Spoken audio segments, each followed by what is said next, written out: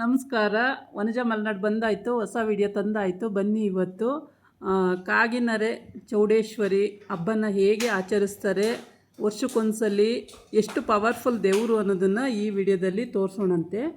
ಅದರ ಮುಂಚೆ ನೀವು ನನ್ನ ಚಾನಲ್ಗೆ ಸಬ್ಸ್ಕ್ರೈಬ್ ಮಾಡ್ಕೊಂಡಿಲ್ಲ ಅಂದರೆ ಸಬ್ಸ್ಕ್ರೈಬ್ ಮಾಡ್ಕೊಳ್ಳಿ, ಹಾಗೆ ಒಂದು ಲೈಕ್ ಕೊಡಿ, ಕಮೆಂಟ್ಸಲ್ಲಿ ಏನಿತ್ತು ಅಂತ ಹೇಳಿ, ಹಾಗೆ ನಿಮ್ಮ ಫ್ರೆಂಡ್ಸ್ಗೆಲ್ಲ ಶೇರ್ ಮಾಡಿ. ನೋಡಿ, ಇದು ಕಾಗಿನೆರೆ ಚೌಡೇಶ್ವರಿ ಹಬ್ಬ.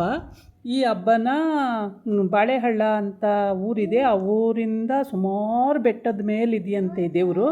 ಇದನ್ನು ಒಂದು ಗುಹೆ ಥರ ಒಳಗಡೆ ಪೂಜೆ ಮಾಡ್ತಾರೆ ವರ್ಷಕ್ಕೆ ಒಂದೇ ಸಲ. ಅಲ್ಲಿ ಒಂದು 200 ಹಂದಿಗಳು ಮತ್ತು ಕೋಳಿಗಳು ಎಲ್ಲ ಕಟ್ ಮಾಡ್ತಾರಂತೆ. ಆ್ಯಕ್ಚುಲಿ ತುಂಬ ಚೆನ್ನಾಗಿರುತ್ತೆ ನೋಡೋಕ್ಕೆ. ಅಂದರೆ ಬೆಟ್ಟ ಹತ್ತೋದು ಕಷ್ಟ ಅಂತಾರೆ. ಈಗ ವೆಹಿಕಲ್ಗಳೇ ಅಲ್ಲಿಗೆ ಹೋಗ್ತಾವಂತೆ ಬೆಟ್ಟದ ಮೇಲೆ. ನೋಡೋರಿಗೆಲ್ಲ ಅನುಕೂಲ ಇದೆಯಂತೆ.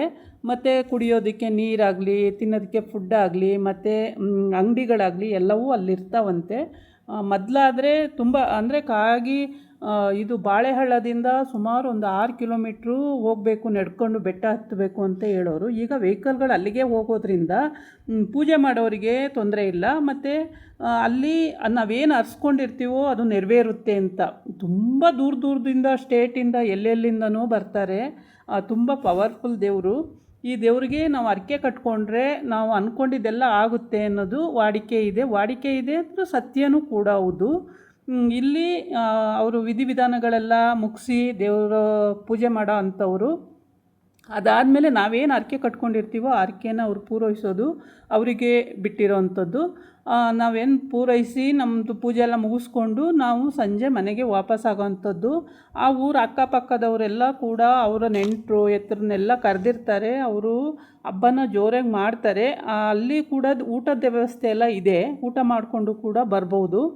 ಮತ್ತು ನಾವು ತೊಗೊಂಡೋಗಿರೋ ಅಂಥ ಹಂದಿ ಅಥವಾ ಕೋಳಿ ಏನೇ ತೊಗೊಂಡೋಗಿದ್ರೂ ಅದನ್ನು ನಾವಲ್ಲಿ ಪೂಜೆ ಆದ ನಂತರ ನಾವು ಅಲ್ಲೇ ಬಿಟ್ಟು ಬರೋ ಅಂಥದ್ದಂತೆ, ಮತ್ತು ವಾಪಸ್ ತೊಗೊಂಡು ಬರೋ ಅಂಥದ್ದಲ್ಲಂತೆ. ಹಾಗಾಗಿ ನೋಡಿ, ಪೂಜೆ ಮಾಡ್ಕೊಂಡು ಹೋಗ್ತಾ ಇದ್ದಾರೆ ಅಮ್ಮನವ್ರಿಗೆ. ಚಾಮುಂಡೇಶ್ವರಿ ಅಂದರೆ ಕಾಗಿನೆರೆ ಚಾಮುಂಡೇಶ್ವರಿ ಅಂತ ಹೆಸರು.